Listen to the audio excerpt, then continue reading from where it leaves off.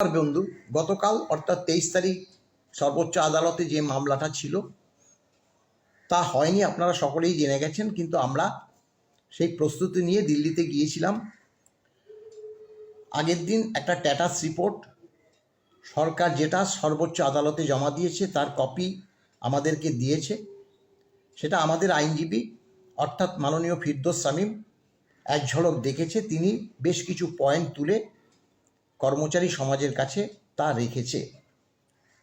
আপনারা সেই বক্তব্য তার শুনবেন। তার আগে আমাদের যে মূল কথা, যে WBCPI হারে রাজ্য সরকার যে 605 ইন্ডেক্স ধরে ডিএটা ক্যালকুলেশন করে কর্মচারীদের হাতে যে তুলে দিয়েছেন, যেটুকু যে সরকারি কর্মচারীরা পেয়েছে সেটা অর্ধেকেরও কম। সেটা আমরা বারবার বলেছি। এই 605 ইন্ডেক্স ধরে করাতে শূন্য হয়ে গেছে, বকেয়া মাইনাস হয়ে গেছে। সেটা আমরা মানব না। কারণ রোপা 2009 all India consumer price index যেটা হচ্ছে 536 ইন্ডেক্স ধরে ক্যালকুলেশন হয়েছে এবং সেই মতেই ডিএটা আমরা পেয়েছি। যতটুকু ডিএ দিয়েছে পঞ্চম বেতন কমিশনে সেটা পেয়েছে। এমনকি পূর্ণাঙ্গ ডিএ পেয়েছে দিল্লি চেন্নাইতে কর্মরত তারা। তাহলে তারা তো 536 ইন্ডেক্স অনুসারেই তারা ডিএটা পেয়েছে। তাহলে এক যাত্রায় পৃথক ফল হতে পারে না। আমরা ওই 536 ইন্ডেক্স ধরেই ক্যালকুলেশন করে আমাদের ডিএটা দিতে হবে। এইটা আমাদের মূল কথা। এবার যে বক্তব্যটা মাননীয় ফিরদৌস শামীম উত্থাপন করেছেন, আপনারা তার বক্তব্যটা একটু মনোযোগ দিয়ে শুনবেন বলেই আশা করছি। কনফেডারেশন অফ স্টেট গভর্নমেন্ট এমপ্লয়িজের পক্ষ থেকে যে ডিএ সংক্রান্ত মামলাটি করা হয়েছিল, সেই মামলার স্টেট গভর্নমেন্ট স্ট্যাটাস রিপোর্ট দিয়েছে। সেই স্ট্যাটাস রিপোর্ট মোতাবেক সর্বমোট তারা যা এস্টিমেট করেছে 11,983 কোটি টাকা ডিএ বকেয়া। এবং সেই বকেয়া ডিএ পেমেন্টের বিষয়ে তারা মূলত দুভাবে কর্মচারীদের বিভক্ত করেছে। সেটা হচ্ছে 2008 সাল থেকে 19 সালের মধ্যে 2008 সাল থেকে 15 সাল এবং 16 থেকে 19। কেন করা হয়েছে তার কারণ সমস্ত তথ্য তাদের কাছে অ্যাভেলেবল নয় বলেও জানিয়েছেন। তাই তারা কর্মচারীদের দুই ভাগে বিভক্ত করেছেন। 2008 সাল থেকে 2015 সাল পর্যন্ত সমস্ত কর্মচারীদের তথ্য অ্যাভেলেবল নয়, তাই সময় চেয়েছেন। এটা একটা বিষয়। দ্বিতীয় হচ্ছে যে এই 11,983 কোটি টাকা কিভাবে পেমেন্ট করা হবে এবং কিভাবে কতটা পেমেন্ট হয়েছে সেই বিষয়ে তারা সম্পূর্ণ তথ্য দিয়েছেন। যেটা estimated budget of the DA areas of the then serving employee 2016 থেকে 19 হচ্ছে 5,184 কোটি টাকা। Estimated budget of the DA areas of erstwhile employee for 2016-19 whose pension was disbursed from treasury during the time সেটা হচ্ছে 2,275 কোটি টাকা। Estimated budget of DR areas of erstwhile employees for 2008 to 2015 1,174 কোটি টাকা।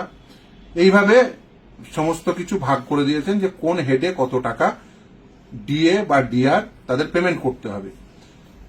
সর্বশেষে যেটা স্ট্যাটাস রিপোর্টে 10 নম্বর পেজে উল্লেখ করেছেন যে গ্র্যান্ট ইন এড অর্থাৎ সরকারি যে কর্মচারী রয়েছে তার বাইরে বিভিন্ন সরকার পোষিত যে স্কুলগুলো রয়েছে সেই স্কুলের শিক্ষক বা সরকার পোষিত যে সমস্ত প্রতিষ্ঠান রয়েছে, গ্র্যান্ট ইন এড যাদের বলা হয়, গ্র্যান্ট ইন এডের যে কর্মচারী তাদের বিষয়ে সরকার বলেছেন যে তারা তাদের ওন ভলিউশনে এটা দিচ্ছেন, যদিও সেটা রায়ে কভার্ড নয়। তাই যেন যেহেতু এটা কন্টেম্প প্রসিডিংস চলছে, তাই কন্টেম্প প্রসিডিংসে অর্থাৎ রায়ের এটা কমপ্লায়েন্স হিসাবে তার অন্তর্ভুক্ত না করা হয়, কিন্তু তারা ওন ভলিউশনে দিতে চান, এটাও তারা উল্লেখ করেছেন। আমাদের বক্তব্য খুব পরিষ্কার যে ডিএ এআইসিপিআই অনুযায়ী দিতে হবে। ডিএ এআইসিপিআই অনুযায়ী দেওয়ার ক্ষেত্রে অল ইন্ডিয়া কনজিউমার প্রাইস ইন্ডেক্সের সাপেক্ষেই ক্যালকুলেশন করতে হবে। কিন্তু রাজ্য সরকার এখানে অদ্ভুত একটি যুক্তি দিয়েছেন। সেটা কি? ডি এর নিউট্রালাইজেশন এবং স্টেট টু স্টেট এই এআইসিপিআই নিউট্রালাইজেশন ভ্যারি করে তাদের যে ফাইন্যান্সিয়াল ক্যাপাসিটির উপরে, সেটা তারা উল্লেখ করেছেন। হ্যাঁ, নিশ্চিতভাবে স্টেট টু স্টেট ভ্যারি করে, কিন্তু রোপারুল 2009-এ ডিএ এআইসিপিআই অনুযায়ী দেবেন এটা কিন্তু বলা আছে, এবং সুপ্রিম কোর্টের জাজমেন্ট আমাদের মোতাবেক যে ডিএ এআইসিপিআই অনুযায়ী দিতে হবে।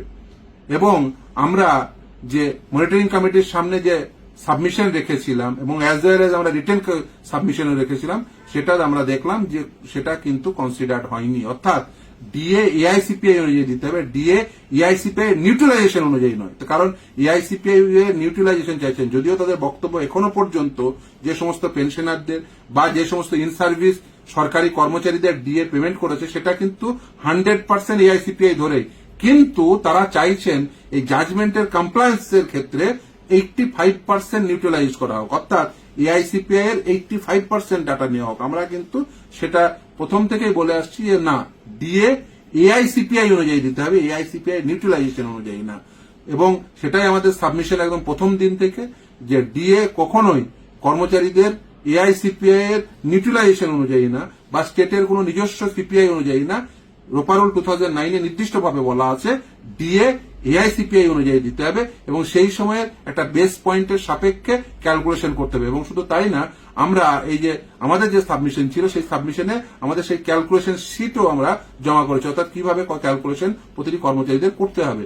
যাই হোক, আজকে শুনানি ছিল, কিন্তু মহামান্য বিচারপতিদ্বয় আজকে এই বেঞ্চটি ক্যান্সেল করেছেন, তাই আজকে শুনানি হয়নি। নিশ্চিতভাবে আমাদের যা যা সাবমিশন আছে সেগুলো আমরা নিশ্চিতভাবেই বলবো। ডিএ এআইসিপিআই অনুযায়ী দিতে হবে। যদিও রাজ্য সরকার তারা গ্র্যান্টি নেটকে ওন ভলিউশনে দিতে চেয়েছেন, কিন্তু তারা চেয়েছেন যে যাতে এই যে জাজমেন্টের যে কমপ্লায়েন্সের ক্ষেত্রে সে তার অ্যাম্বিটের মধ্যে না রাখে, সেটাও বলেছেন। এবং 85% ভবিষ্যতের পেমেন্টের ক্ষেত্রে 85% নিউট্রালাইজেশন চেয়েছেন, যেটা আমরা মনে করি যে 100% এআইসিপিআই অনুযায়ী দেওয়া উচিত, অর্থাৎ 100% এআইসিপিআই অনুযায়ী দিতে হবে। কিন্তু তারা বলছেন যে আমরা আদিতে যে পেমেন্ট করেছি সেটা 100% এআইসিপিআই অনুযায়ী, কিন্তু ভবিষ্যতে যত পেমেন্ট হবে সেটা যেন আদালত যেন এটা কনসিডার করেন এআইসিপিআই নিউট্রালাইজেশন।